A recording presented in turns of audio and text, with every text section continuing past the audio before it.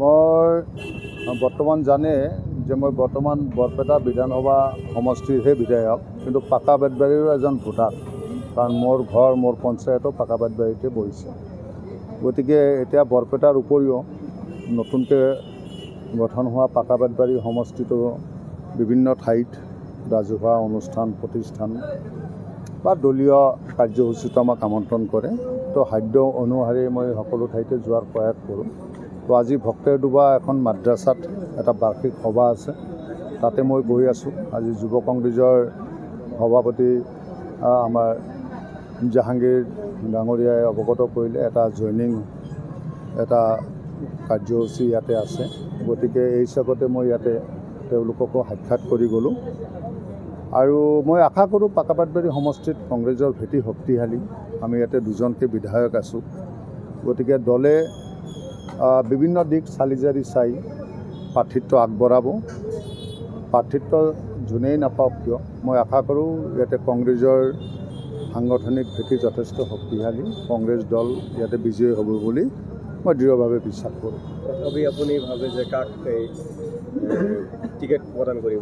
এতিয়া চাওক, এয়া সম্পূৰ্ণৰূপে দলৰ হাইকমাণ্ডে সিদ্ধান্ত ল'ব। তৃণমূল পৰ্যায়ৰ কৰ্মীসকলৰ বা সৰ্বসাধাৰণ ৰাইজৰ ফিডবেক ল'ব, মতামত ল'ব, কাৰ পজিশ্যন কি আছে, ছাৰ্ভে হ'ব। গতিকে সকলো দিশ চালি জাৰি চাই দলে যোন জয়ী হোৱাৰ সম্ভাৱনা বেছি পাব তেওঁকে নিশ্চিতভাৱে দলে টিকট প্ৰদান কৰিব বুলি আমি ভাবোঁ। ৰাইজৰ মাজত এটা প্ৰশ্ন যে পাকা বেতবাৰী সমষ্টিত এতিয়া কংগ্ৰেছৰ দুইগৰাকী শক্তিশালী বিধায়ক, এই দুইগৰাকী শক্তিশালী বিধায়কৰ মাজত কোনগৰাকীয়ে টিকেট পাব বুলি এনেকুৱা এটা ৰাইজৰ?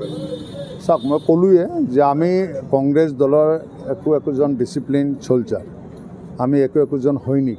আমি দলত যি ধৰণৰ আমাক দায়িত্ব দিয়ে আমি সেই ধৰণে দলীয় কাম কাজ নিয়াৰিকৈ কৰাৰ কাৰণে প্ৰয়াস কৰোঁ সদায়।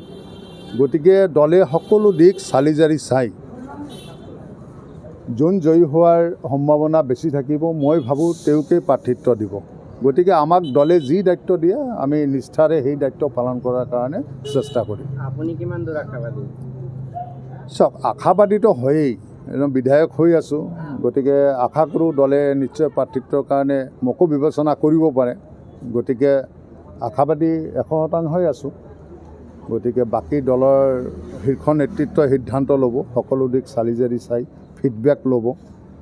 গতিকে মোৰ এটাই আহ্বান থাকিব যে আমাৰ নৱগঠিত এই পাকা বেতবাৰী সমষ্টিত এতিয়া কংগ্ৰেছ দলৰ প্ৰাৰ্থিত্ব যাকেই দলে আগ নবঢ়াওক কিয়, যাতে সৰ্বসাধাৰণ ৰাইজে আগন্তুক দিনত আমাৰ শ্ৰদ্ধাৰ প্ৰদেশ কংগ্ৰেছৰ সভাপতি গৌৰৱ গগৈৰ ডাঙৰীয়াৰ নেতৃত্বত অসমত যাতে পুনৰাই কংগ্ৰেছ চৰকাৰ আহে তাৰ কাৰণে সকলো ৰাইজে প্ৰয়াস কৰিব বুলি মই আশা কৰোঁ। আৰু তাৰেই অংশ হিচাপে পাকা বেতবাৰীতো কংগ্ৰেছ দলৰ বিধায়ক নিৰ্বাচিত কৰিব বুলি মই দৃঢ়ভাৱে বিশ্বাস কৰোঁ। পাকা বেতবাৰী সমষ্টি বুলি ক'লে বিভিন্ন সমস্যাৰে জৰ্জৰিত, তেনেক্ষেত্ৰত দলে যদি আপোনাক টিকেট প্ৰদান কৰে তেতিয়াহ'লে পাকা বেতবাৰীৰ এই সমস্যাবোৰ কেনেদৰে সমাধান কৰিব বুলি ভাবিছে? চাওক, বিৰোধী আসনত বহি থাকিলে সমষ্টিবোৰ সম্পূৰ্ণৰূপে যিমান সমস্যা আছে সমাধান কৰা কেতিয়াও সম্ভৱ নহয়।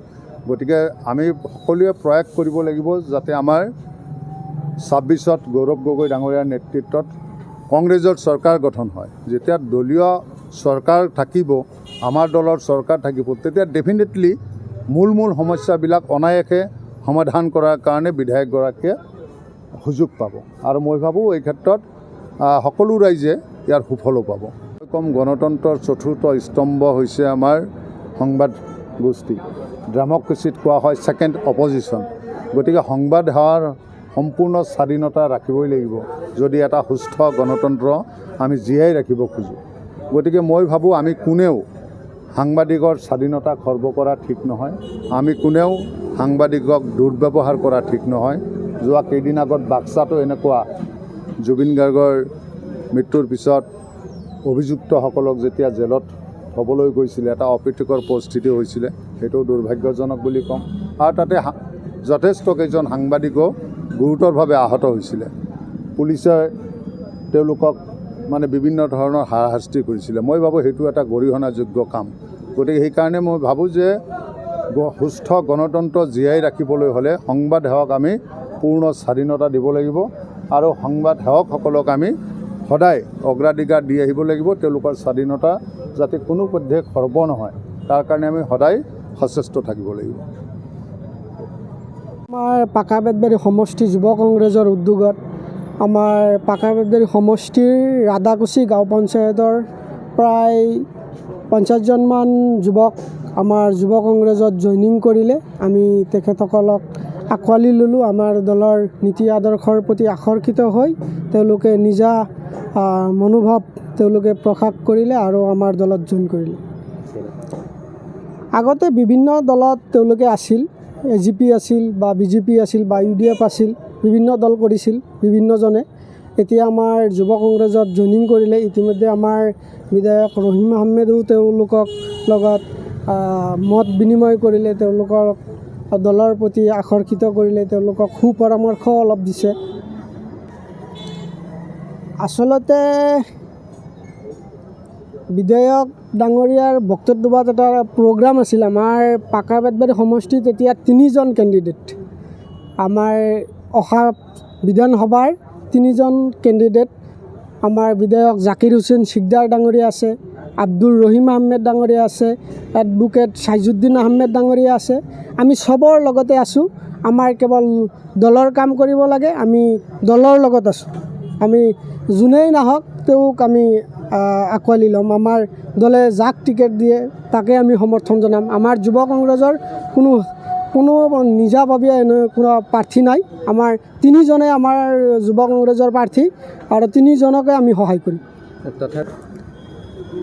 তেনেকৈ আচলতে আমি ক'ব নোৱাৰোঁ, যিহেতু আমাৰ হাইকমাণ্ড আছে, যিহেতু 3জনে আমাৰ সমষ্টিত ঘূৰি আছে, বিভিন্ন অঞ্চলত গৈ আছে, মত বিনিময় কৰি আছে। আমাৰ ৰাইজৰ মাজত যোনে জনপ্ৰিয়তা বেছি অৰ্জন কৰিব বা আমাৰ হাইকমাণ্ডে যোনে যাক দিয়ে তাক আমি সমৰ্থন জনাম। আমাৰ যুৱ কংগ্ৰেছৰ ফালৰ পৰা একদম 100% সমৰ্থন জনাম। 3গৰাকীৰ ভিতৰত কাৰ জনপ্ৰিয়তা বেছি দেখা গৈছে?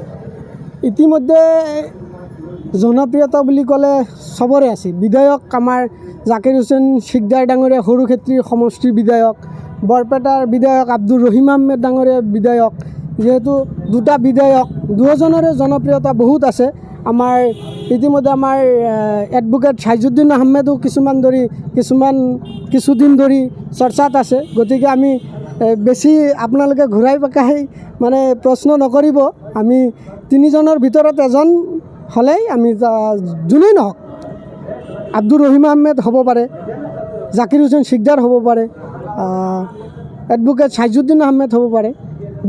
দলে যাক দিয়ে আমি তাৰ লগতে আছোঁ। যিকোনো খবৰৰ বাবে যোগাযোগ কৰক 7099017330 লগতে 7099017110 নম্বৰত।